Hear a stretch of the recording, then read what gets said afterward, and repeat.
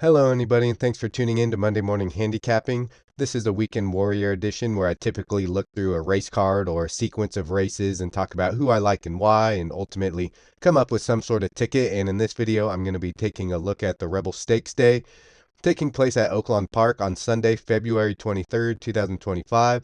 Looking at the Late Pick4 sequence, which is races 9 through 12. Little agenda, we're going to go over some track information, just some new information about Oaklawn Park, the new date and the frozen track. We'll look at each of the races, break them down, give out my selections, and then wrap it up with a pick four ticket construction.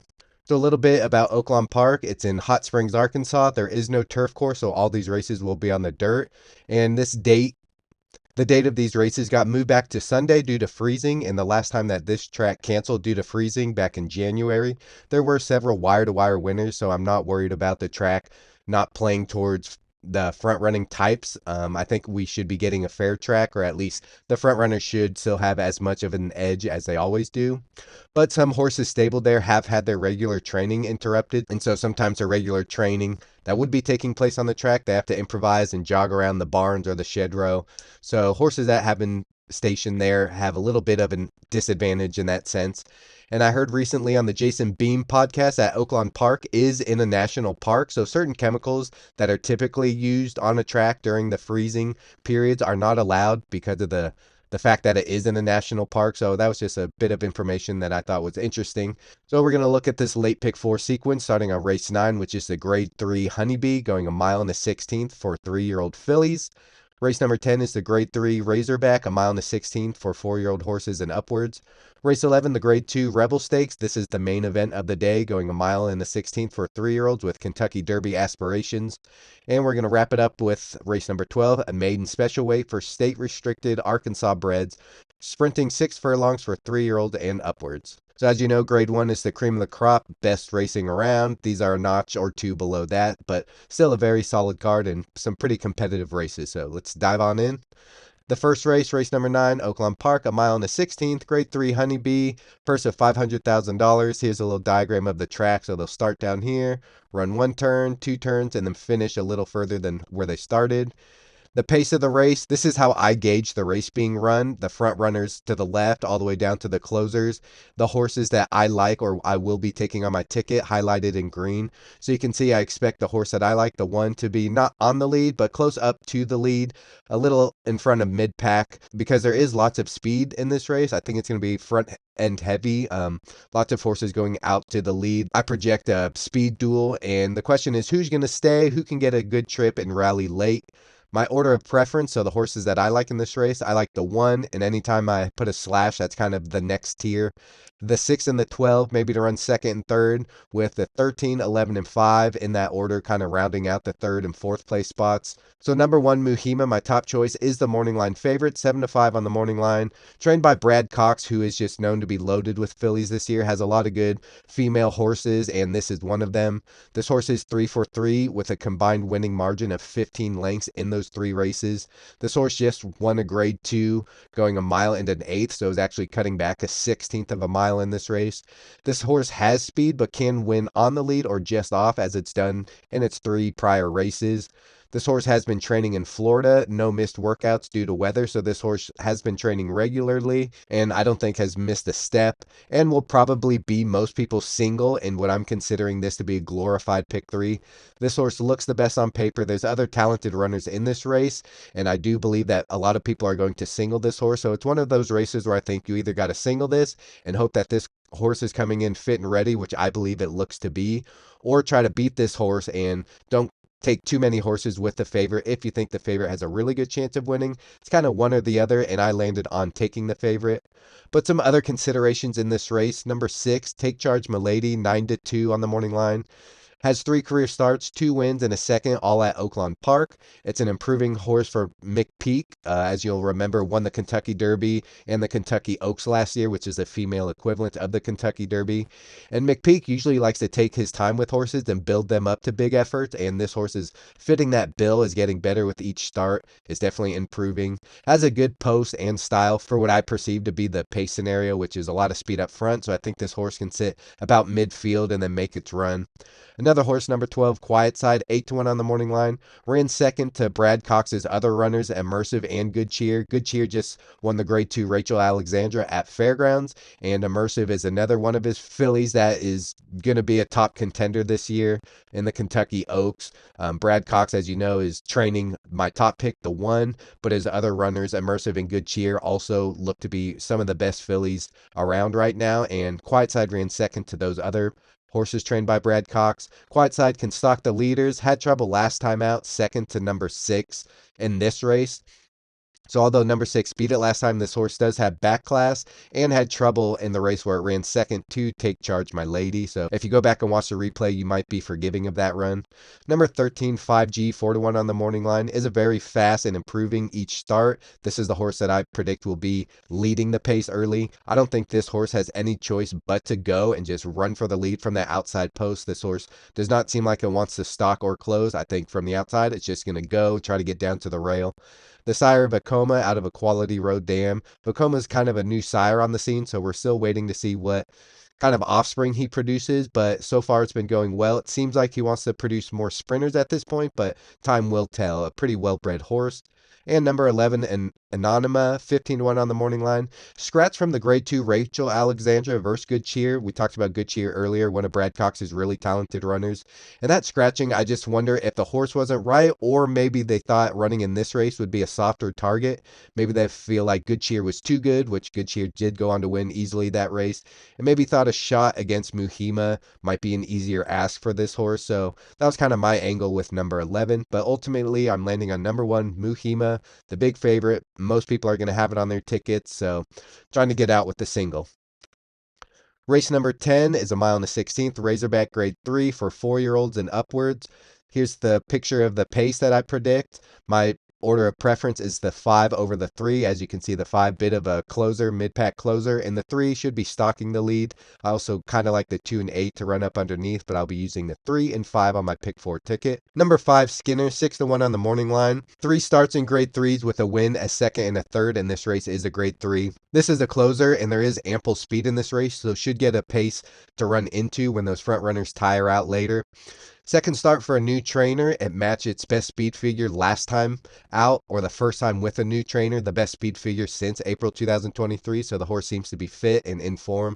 A good work tab since coming to this new trainer or the new barn. This horse is sired by Curlin. This horse had its best speed figure at a mile and an eighth, so I don't think a mile and a 16th is any issue for this horse. And on the Sport of Kings podcast I was listening to do, a well-respected handicapper, Chris Laramie, this was also his top selection. So if you think positively of Chris Laramie's handicapping prowess, then he also backed this horse. The other horse that I like is number 3, First Mission, 6-1. A lot of speculation that this horse might even go off favorite, so I'm not sure you'll get 6-1, but this horse is 2 for 2 in Grade 3s and was a nose away from being 2 for 2 in Grade 2s. This horse hasn't had any luck in Grade 1s, though. This horse is 4 for 4 at the mile and the 16th distance, 1 for 1 at this track, so should like this distance, should like this track. Good odds at a level and a distance that suits this horse well. Again, I'm not sure you'll get 6-1, so we want to catch him in these horizontal pick 4 wagers, try to capitalize on that morning line. This horse is coming off a 6.5-month layoff, and this horse doesn't always fire first off the bench, so this isn't a horse I'm willing to single, even though it does seem to be the class of the field. And though this horse doesn't always fire first off a layoff, it does have a good work tab coming into this race. So this horse has been working out regularly and decent fractions. Most of the workouts were at 5 furlongs, which is a decent distance, and the times were going pretty well. Some of the other considerations, number 2, Banishing, 7-2 on the morning line. This horse is speedy and had a 3-way battle last out, finished those horses that it was battling with, and then won the gallop out. So after the race was over, this horse continued on running and no other horses passed him. This horse can rate, meaning sit right off the lead a little bit and ration its speed. This horse was a head margin away from being 5 for its last 5, so this horse has won 4 of its last 5 starts. This horse also gets a jockey upgrade to Flavian Pratt, who was an Eclipse winning jockey last year when he set the stakes record for 1 year. This horse is stepping up in class and distance, but is sired by Ghost Sapper, who's a well-touted sire. This horse is 2 for 2 at Oaklawn Park, 2 wins from 5 tries at the distance. However, this horse is really short odds for a horse with distance and class questions still yet to be answered. Number 8, Baddest Good Boy, 9-2 on the morning line. 2 for 2 in career, both at Oaklawn Park, so this horse does seem to like this track. It's a lightly raced horse, but an improving 4-year-old. This horse has won both sprinting and routing, both by stalking and then passing the front runners late. This horse is sired by Bernardini, was a really talented runner himself, and continued on in the gallop out. So, and both of the races that this horse ran after the race was over continue on, telling me that the distance should not be an issue. Race number 11, the Grade 2 Rebel. This is the main event, $1.25 million on the line. This race has Derby points awarded to the first 5 finishers of the race, 50 points to first, 25 to second, 15 to third, 10 to fourth, and 5 to fifth, and you're roughly going to need about 50 points to get into the starting gate, so whoever wins this should be on the road to the Kentucky Derby. Take a look at the pace. The horses that I took are the closers in this race. I do think there's going to be quite a speed battle up front, and those horses will get tired, which I think allows for a closer to win this race. My order of preference, 13, 6, 3, 4, with the 10 or 5 sprinkled underneath. My top pick, number 13, Tiztastic, 8-1 on the morning line.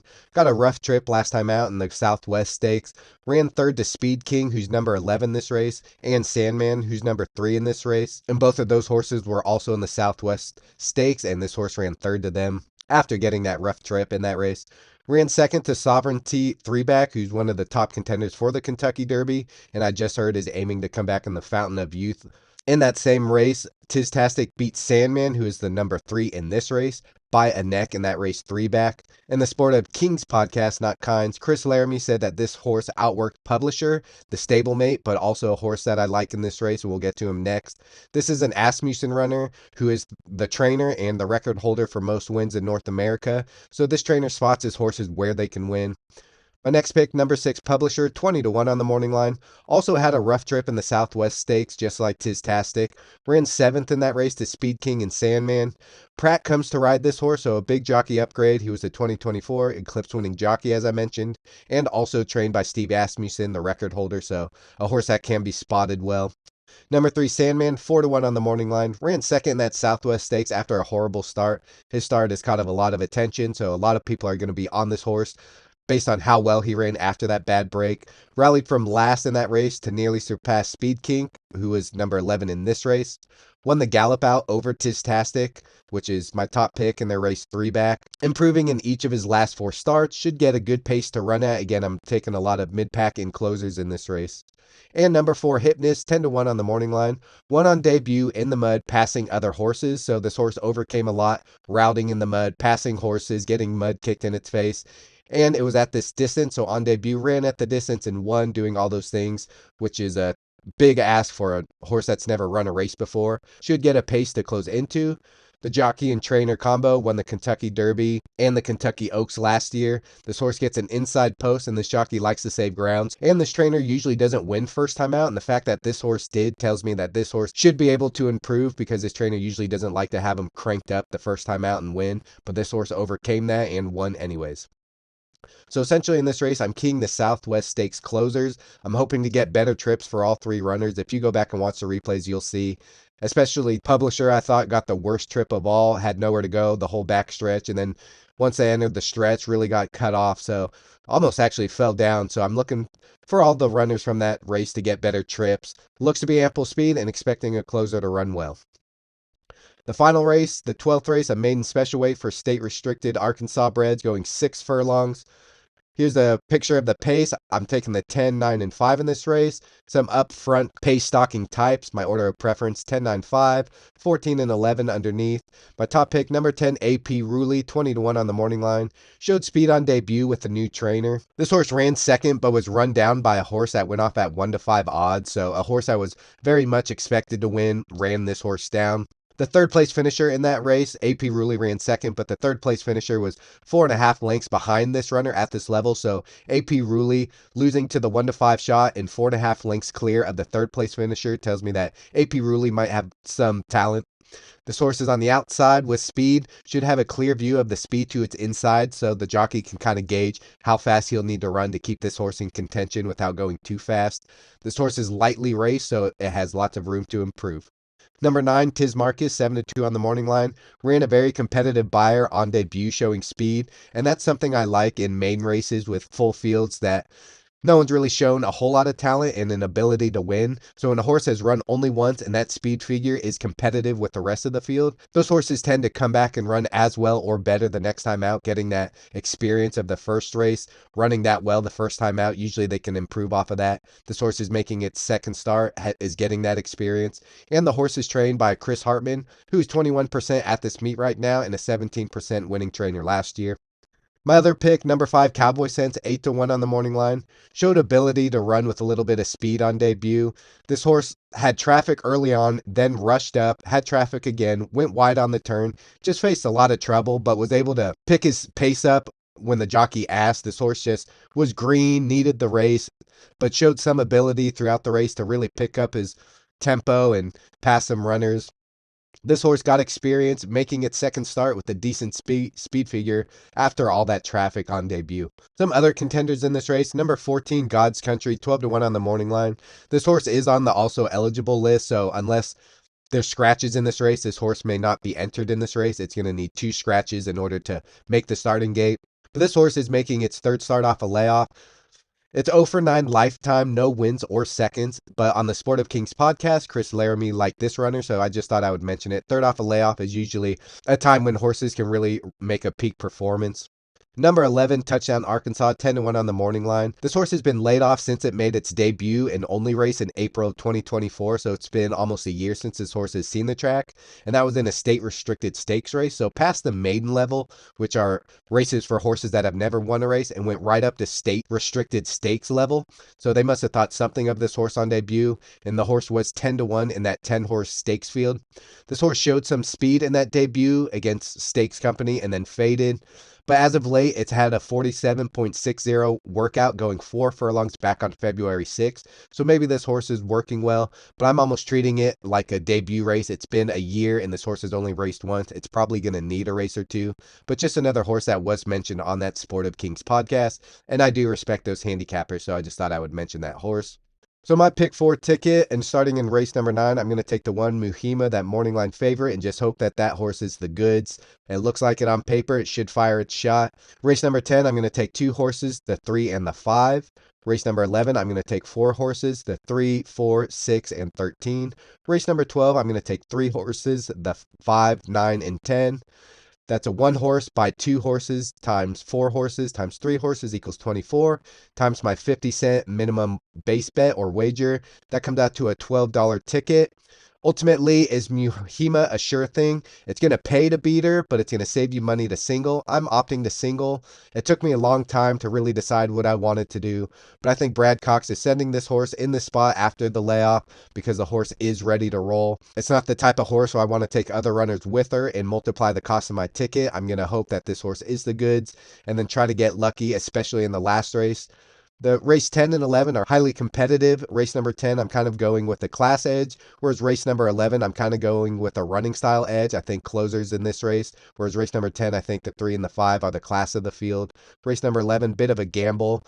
I want to mention Coal Battle in this race. This horse has been outrunning its pedigree. Coal Battle does not appear to have wanted the distance, but has been outrunning its pedigree. I did a Kentucky Derby prospect video on Coal Battle, and that horse has been impressing me. It's got a versatile running style. It can win on the lead. It can run by horses late if need be, and it's getting down on the rail. I think it's going to save ground and should put in a good run, but I just couldn't pick it in the win spot, but I will not be shocked if it does win, and I think that it would just bode well for its Kentucky Derby prospects moving forward. That's it for this video. Thanks for watching, everybody. I really appreciate all the feedback I've been getting. Please like, subscribe, or share with friends. I do these videos and I try to explain them in a way that's easy to understand. If you know anyone that's interested in horse racing, I have a couple of playlists. One is How to Read a Racing Form, where I break down all the components in the racing form and explain what it's telling you and how to decipher it. I also have Betting on Horse Racing, where I break down each of the bets, talk about what they are, how you place them, how much they cost, and what I look for when I'm placing those bets. That wraps up my video for the Rebel Stakes Late Pick 4.